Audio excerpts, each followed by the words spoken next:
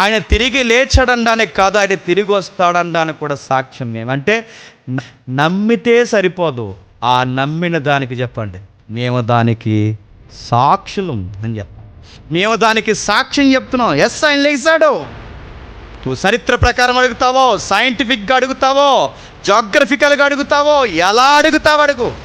ఎంత మేధావు అయినా నీ టెర్మినాలజీ నాకు తెలియకపోవచ్చేమో కానీ పక్కా నేను నమ్మిన ఫెయిత్ నేను ప్రూవ్ చేస్తా అని నువ్వు సాక్ష్యంగా నిలబడాలి. నిలబడగలవా?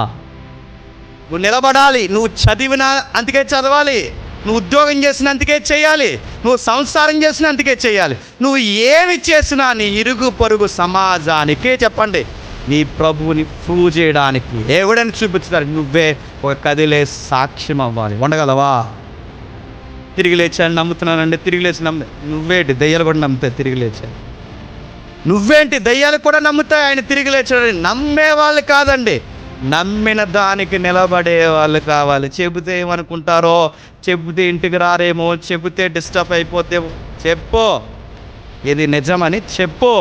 రాజులు ఎదుటి నిలబడినా చెప్పు, ముఖ్యమంత్రి ఎదుటి నిలబడినా చెప్పు, వారు ఈయనకి ఎంత క్లోజ్ ఫ్రెండ్ అయినా చెప్పు, రే ఇది నా ఫెయిత్ రా, దీనికి రుజువులు ఉన్నాయిరా, దీన్ని నువ్వు ఎద్దేవా చెయ్యొద్దురా అని చెప్పు. అలా చెప్పాలి. రిజరెక్షన్ రాజులేడు తీసుకెళ్ళి గట్టి కొట్టారట. రాజులేడు తీసుకెళ్ళి పీటర్ మళ్ళీ చెప్పాబట్టి ఈ ఇంకా మోగిపోద్దన్న, ఈసారి కొట్టు వదిలేస్తాం, ఈసారి ఏదో ఒకటి ఇరిసేస్తాం అన్నారు. జింకల్లా పారిపోయిన, కుందేల్లా పారిపోయిన ఆ పేతురు యోహాను శిష్యులు అన్నారు, రాజులు ఎదురు కొట్టినా, సైన్యాది అధిపతులు ఎదురు కొట్టినా, మీరు ఎక్కడ మమ్మల్ని కొట్టినా ఈ కళ్ళతో కన్న వాటిని, చెవులతో విన్న వాటిని మేము చెప్పుకుని ఉండలేము, దీనికన్నా బదులు మమ్మల్ని చంపండి అయ్యా అన్నారు. చచ్చిపోవడానికి రెడీ అడుగుతున్నాను.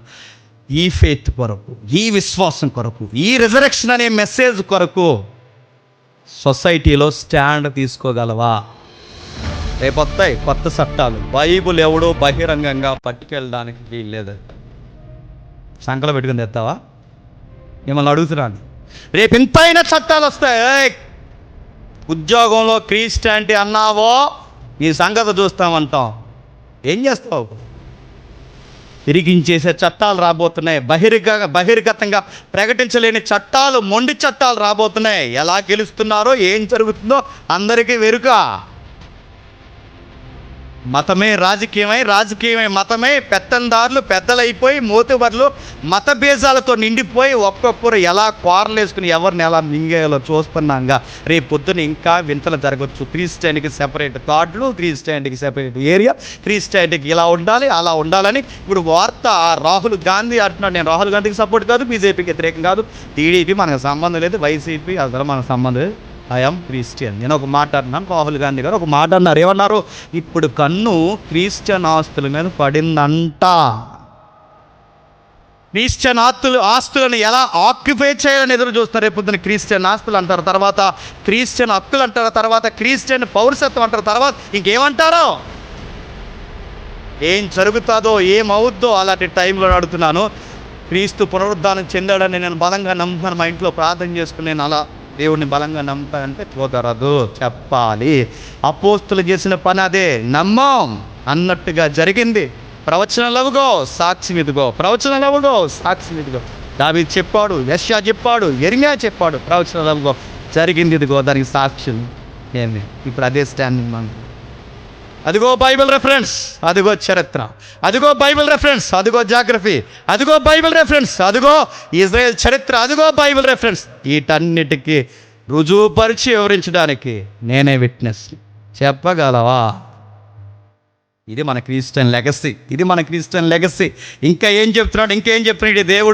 ఈ దేవుడు ఎలాకూలంగా చెప్పిన దేవుడు కాదు, యాదృచ్ఛికంగా జరిగింది మీరు నమ్మేనని చెప్పిన దేవుడు కాదు. ఈ దేవుడికి వచ్చిన గొడవ, నాకు రుజువులు ఉన్నాయి అన్న, నాకు రుజువులు ఉన్నాయి. 40 days వాళ్ళతో డిస్కషన్ ఏం చూపించాడు చెప్పండి?